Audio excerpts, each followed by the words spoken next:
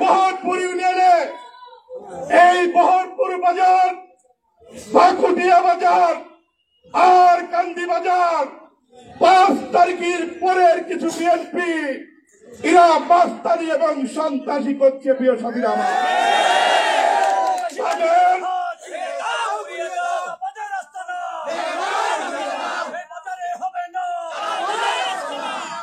তাদের প্রতিহত করার জন্য আজকের এই বিক্ষোভ মিছিল এবং সমাবেশ।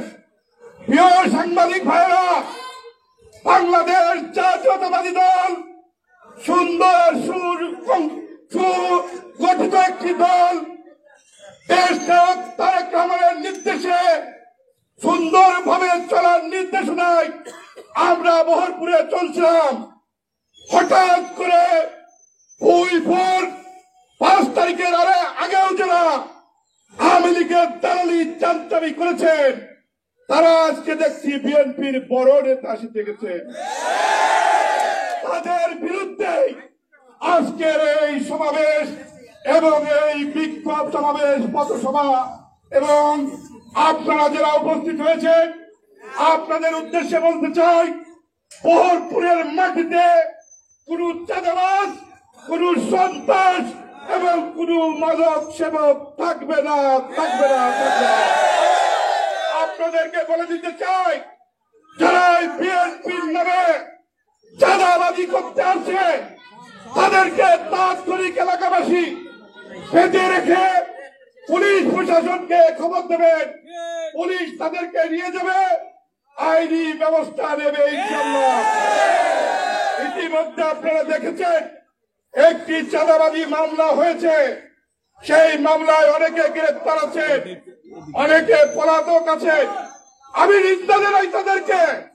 যে বহরপুর কলেজের সুনামধন্য প্রিন্সিপাল, সে কোন দল করে এবার দেখান নাই, তাকে তারা লাঞ্ছিত করে।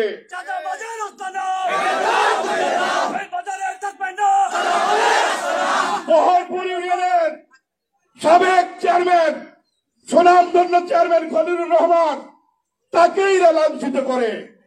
খলিল চেয়ারম্যান এবং রহিত প্রিন্সিপাল, উনরা কি কখনো চাঁদাবাজির সাথে জড়িত ছিল? পুলিশের দালালি করেছে? তাহলে তাদেরকে অপমান করতে হবে কেন? আমার দল সেই নির্দেশ দেয় নাই, তারেক রহমান সেই নির্দেশ দেয় নাই, তাহলে নিরীহ সাধারণ মানুষের উপর এই অন্যায় জুলুম কেন?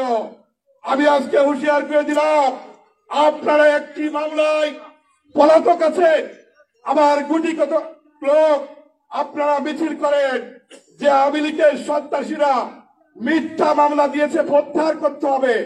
হারুন সাহেব যে মামলার বাদী হয়েছে, সে কখনো আওয়ামী লীগ করে না, সে আমি পালিয়ে একাধিক উপজেলার সদস্য সচিব বলতে চাই।